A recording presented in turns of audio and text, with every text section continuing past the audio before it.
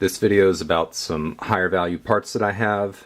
Not all high value parts, I'm sure there's other parts of my collection that I missed. And I'm going to go over a lot of the pneumatic parts that I have as well, because typically pneumatic parts tend to be a little higher value. So, where to start? Okay, I didn't count these wheel hubs, but you can kind of see the quantity. There we go. Large pneumatic large linear actuators. They can have 49. I didn't count the small because actually they're not worth that much. They're worth less than $1 each, but whatever, I have a bunch.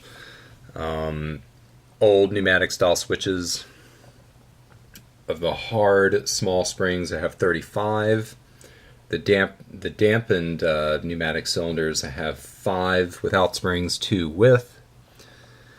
Yeah, these little guys. I have 36 of these. Those are selling, I think, at $11.25 on Bricklink, maybe $12.25 each, because they only came out in 3 sets. And yeah, so what was it? 36 of those. I wrote all this down. 16 of the soft ones, which aren't really worth very much. Light bluish gray small springs, there's 54. Old gray, there's 84, and then the other colors I didn't count. Extra long small pneumatic cylinders, the new one, I have 10. Older style pneumatic cylinders with square bottoms, I have 9. I think they all work, but I haven't really thoroughly tested all of the old ones.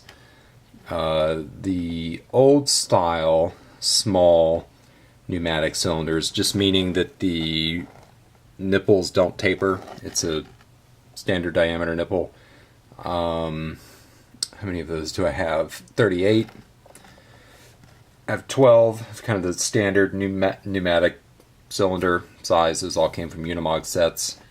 I have 3 of the old style pumps. Not the oldest style, but older style. 2 of them already had the springs removed. I removed the spring from a third.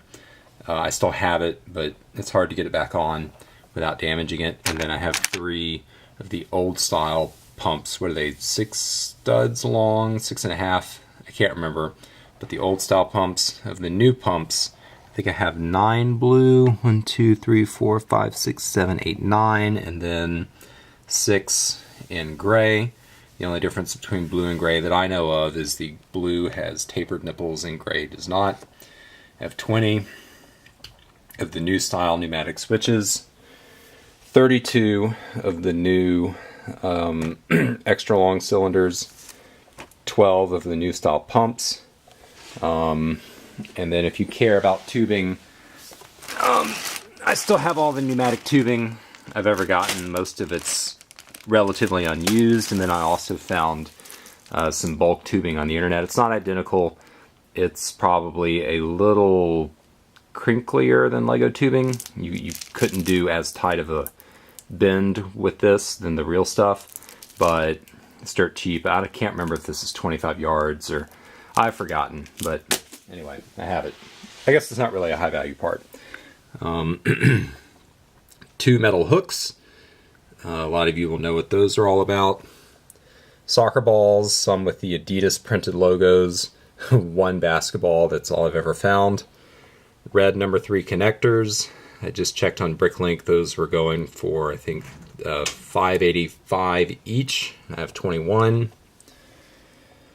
Black axle pins. Some people really want those, so their models look, all the pins look black instead of blue. Black bushings, 1 white bushing, that's all I've ever found after sorting through millions of parts. Ball bearings. So this is a real Lego one that's been heavily used. It's been dropped on the floor a bunch. It's lost a lot of its luster. These are all brand new. They are identical to the Lego ball bearings. They probably come from the same manufacturer. If you buy these from Lego, they're about $5 each. If you get them bulk from companies that sell bearings, they're about $1 each. But as far as I know, they're physically identical to Lego ball bearings. Hellfire droid wheels. I think some people kind of consider this to be like the original expensive high value part. I've got 4. They all look brand new. I have 3 power puller tires with these silver rims. They all look like they're in great condition. I have 4 Silver Champion size tires. Just 2 silver rims with those. The other 2 don't have any rims at all. So it's just the tire, not the tire and wheel. These are called the futuristic style rims.